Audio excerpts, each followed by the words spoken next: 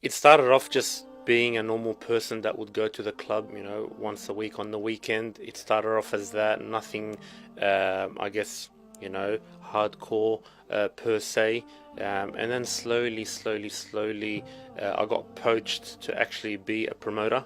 So that's how it started, that they saw maybe the personality that I had, the people that I was bringing in.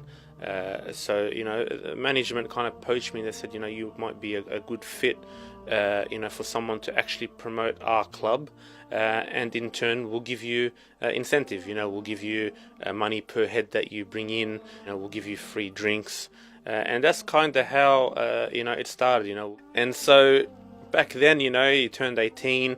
Thought, a bit of extra money on the side would work.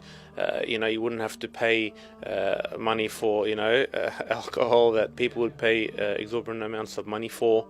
You're kind of the cool guy, people drop your name on the door and in they go without waiting in line. And, that life is glorified, unfortunately, in the West. And unfortunately, that lifestyle, it dragged me in from about 18 to about 24. And I guess as every year progressed, I moved on to different things, so other opportunities open up as they would working in a particular industry. From clubs, it turned into concerts. So whenever they had like Usher or Chris Brown come out, these bigger concerts would ask me to promote for them. Unfortunately, along the way, I did get caught up in different vices. You had, unfortunately, drug abuse, you had alcohol abuse, there was gambling, and obviously the other vices that come along with this lifestyle. So subhanallah, it came to an end at the age of 24.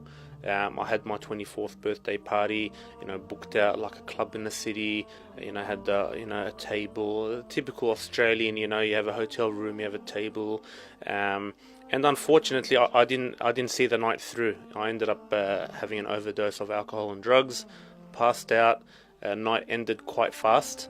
Woke up the next morning, don't know what had happened, saw videos of myself, being circulated around friends and online, and I just thought to myself, was this really the lifestyle that I wanted for myself?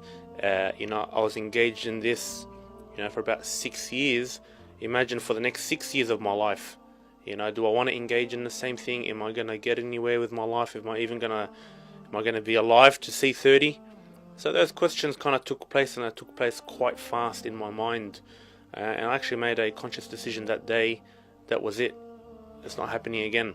You just deep reflection, very deep reflection, in that one day. I just made the decision, cold turkey, I'm not doing it again.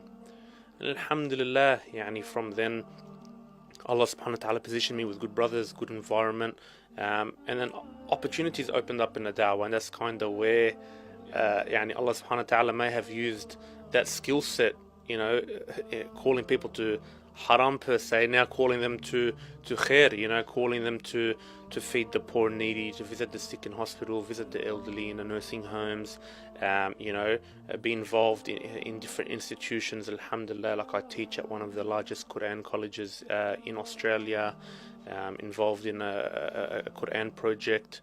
So I feel like Allah subhanahu wa ta'ala took me through this journey in His ultimate wisdom, and allowed me to see the other side. Unfortunately, I knew a lot of people that never saw that side. That unfortunately passed away in that scene. So, alhamdulillah, I'm very grateful. And like Allah mentions in the Quran, لَإِن شَكَرْتُمْ لَأَزِيدَنَّكُمْ. If you are grateful, I will surely give you more. And so this is a very popular ayah that resonates with me, because I'm very grateful that Allah subhanahu wa ta'ala didn't take my soul at that point in time.